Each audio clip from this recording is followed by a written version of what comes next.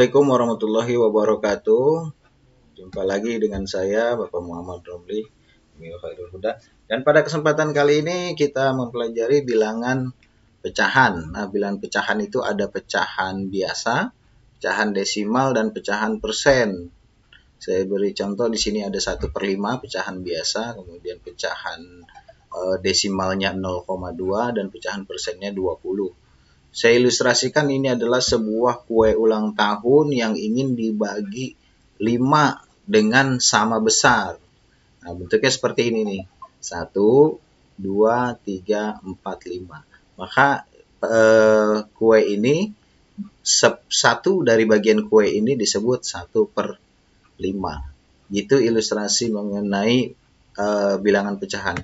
Selanjutnya kita langsung ke mengubah pecahan biasa ke bentuk desimal. Di sini contohnya adalah 4/6 sama dengan titik-titik. Sama dengan berapa? Jangan langsung ke hasil sini. Kita kerjakan dengan cara pembagian bersusun. 4 dibagi 6. Caranya adalah 4 dibagi 6. Kalau kita secara logika ada contohnya adalah 4 permen dibagi untuk 6 anak. Ini kan sulit. 4 dibagi 6, maka 4 dibagi 6 kita tulis saja di sini 0, kemudian 0 dikali 6 sama dengan 0. Hasilnya adalah, kemudian kita hitung 4 dikurangi 0 sama dengan 4. Nah, ini di sini 0 di sini kita tambahkan 0, jadi 40. Nah, 40 ini kita bagi 6. 40 dibagi 6, hasilnya adalah 6, kita tulis di atas ini.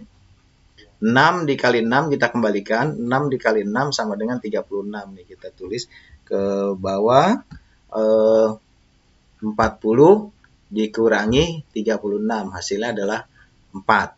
Kemudian 4 dibagi 6, tidak bisa lagi, kita tambahkan 0 di sini.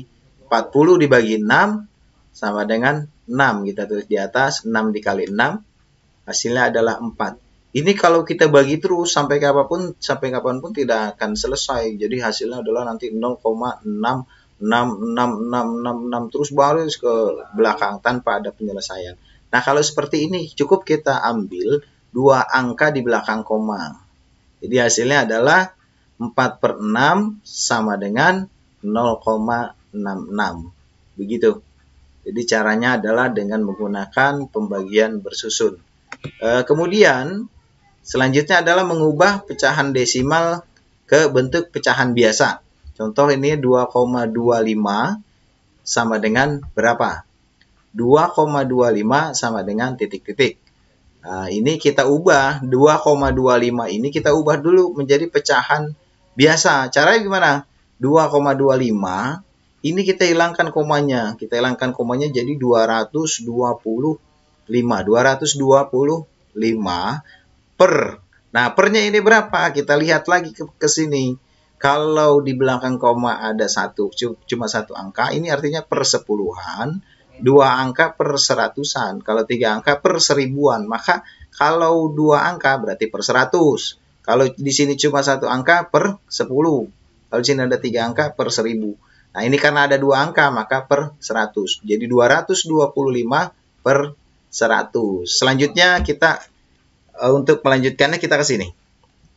225 dibagi 100 atau per 100. 225 per 100 ini kita sederhanakan menjadi pecahan biasa yang lebih gampang itu dengan cara membagi dengan bilangan yang sama. Contohnya ini sudah kita 225 dibagi 100, 225 per 100 dibagi 5/5. Nah, 5-nya nih dari mana?